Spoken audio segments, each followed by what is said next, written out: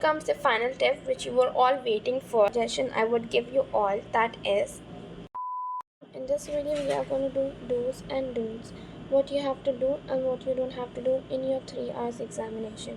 So first step which you have to do is read the question paper carefully. You can give 10 to 15 minutes for this so that you can understand what is easy for you and what is hard for you by reading the question paper. Start with what you have to do. Attempt easy question first so that you can build confidence in yourself and also you can save time. Now the third step which you have to do is watch on time, because time is really important in the examination. Divide your time. So for example, if you're attempting 1 marks question, you about 1.5 minutes, and you can also keep your time management like this where you give your time for revising, that is 15 to 10 minutes.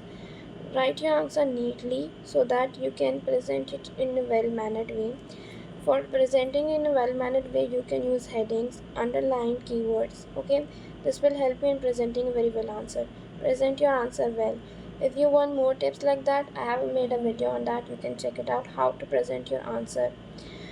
Now, fifth step you have to do is attempt all the questions. In RGPV format, you already know there are 8 questions in which we have to attempt only 5 questions. So make sure that you are attempting all those 5 questions. Try to write something on those answers so that you get a partial marks. So sixth step is giving a space to your answer. This is really important because it helps you give your clarity, and if you want to make your answer more presentable, you can add points if needed. Last and the final step, that is revise the answer at the end so that you can analyze the mistake which you have done in your question paper, which you don't have to do in your examination. First thing you don't have to do is don't panic. If you forget something, breathe and skip and return to later. So basically, if you are getting a panic situation, you just have to breathe and skip, because if you are panicking and just thinking about that answer, that won't help you. It will just waste your time. Just skip that and return. Don't spend too long on one question. Don't waste 20 minutes on 5 marks question. Move on. So basically, this is a very important tip. You don't have to spend lot of time on long answers, because it will just consume your time. What you have to do is just spend lesser time and try to make your answer more presentable so that in shorter time you are able to present your answers in a good way. Don't write irrelevant answers. So you only have to write relevant answers. Just stick to what it is asked. Don't show off extra knowledge. So basically, you only have to stick to that question what they have asked. You don't have to show your extra knowledge to that examiner, because he or she might just deduct your marks. That's it.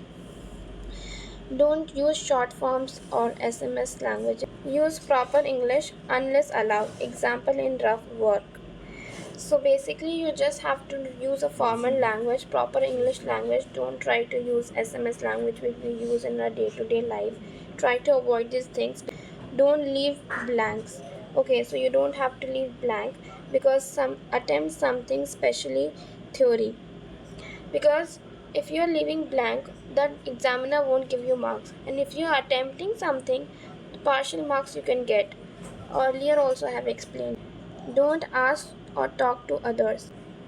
You can get disqualified. Ask only the invigilator if needed. So you only have to talk to the invigilator if you have any trouble in the questions. Don't talk to anyone else, because you can get disqualified from the examination. So last comes the final tip which you were all waiting for. So let's see what is that final tip.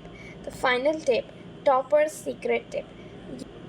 Use the last 10-15 minutes not just to revise, but to add a small improvements. Underline keywords, label diagrams and highlight formulas, and add one line conclusion when needed. These small finishing touch can increase your impression on the examiner and fetch those extra 5-10 marks without writing anything new.